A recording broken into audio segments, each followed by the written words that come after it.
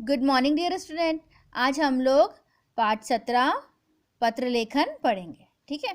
आपसी संपर्क बनाए रखने का सबसे सस्ता और उत्तम साधन क्या है? पत्र है ना। पत्र के द्वारा ही हम दूर बैठे हमारे प्रियजनों तक संदेश भेजते हैं। ये निजी जीवन या सामाजिक जीवन दोनों में विशेष उपयोगी है।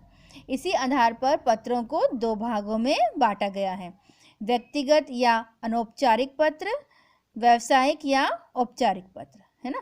व्यक्तिगत पत्र किसे कहते हैं? तो व्यक्तिगत पत्रों को अनौपचारिक पत्र भी कहते हैं, है ना।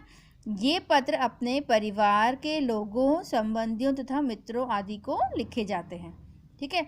व्यावसायिक पत्रों को औपचारिक पत्र के भी कहा जाता है। इन पत्रों में औपचारिकता का पूरा ध्यान रखा जाता है ना। ये पत्र उन लोगों को लिखे जाते हैं जिनसे हमारा कोई परिचय नहीं होता है ना। ऐसे पत्र सामान मांगने, मंगवाने, भेजने या विभिन्न समस्याओं के सूचनार्थ अधिकारियों को लिखे जाते हैं, है ना। पत्र चाहे व्यक्तिगत हो या व्यावसायिक, इसमें उचित संबोधन, अभिवादन या उपसंहार आदि शब्दों का प्रयोग उचित स्थान पर करना आवश्यक है। पत्र लिखते समय क्या क्या बातें ध्यान रखनी चाहिए वो समझिए। जिन्हें पत्र लिखा जा रहा हो उनको हम, है ना, किस किस को लिख सकते हैं? बड़ों को लिख सकते हैं, छोटों को लिख सकते हैं, बराबर वालों को लिख सकते हैं, व्यावसायिक पत्र लिख सकते हैं, है ना। तो अगर हम बड़ों को पत्र लिखते हैं तो हमें संबोधन, हम उनको क्या करेंगे? आदरणीय, पूजनीय, माननीय और परम पूज्य। ठीक है।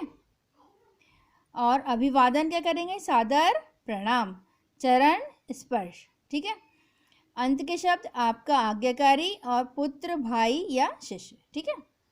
अगर हम कोई छोटे को पत्र लिख रहे हैं तो हम क्या लिखेंगे? प्रिय, चिरंजीवी, आयुष्मान या आयुष्मती। ठीक है। शुभाशीर्वाद, प्रसन्न रहो, है ना। तुम्हारा हितैषी, आखिरी में हम क्या लिखेंगे? तुम्हारा हितैषी या शुभचिंतक। ठीक है। बराबर वालों को अगर हम पत्र लिख रहे हैं, हमारे फ्रेंड्स को हम लिख रहे हैं, मित्र को लिख रहे हैं, तो क्या लिखेंगे? प्रिय भाई या बहन, है ना, मित्र या सखी, है ना, नमस्ते, सप्रेम नमस्कार, है ना। ये सब हम शब्द अभिवादन के लिए प्रयोग करेंगे। अंत में हम क्या लिखेंगे? तुम्हारा या भाई बहन मित्र सखी, है ना। तुम्हारा लिख के भाई बहन मित्र सखी लिखेंगे। ठीक है। और व्यावसायिक पत्र जब हम लिखते हैं तो हमें संबोधन क्या करना है? मान्यवर, श्रीमान, माननीय या महोदय, इनमें से हम कोई भी शब्द का प्रयोग कर सकते हैं। ठीक है।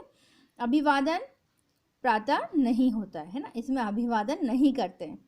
ठीक है। और अंत में क्या लिखते हैं? प्रार्थी, विनित, भवदीय या भवदीया। ठीक है।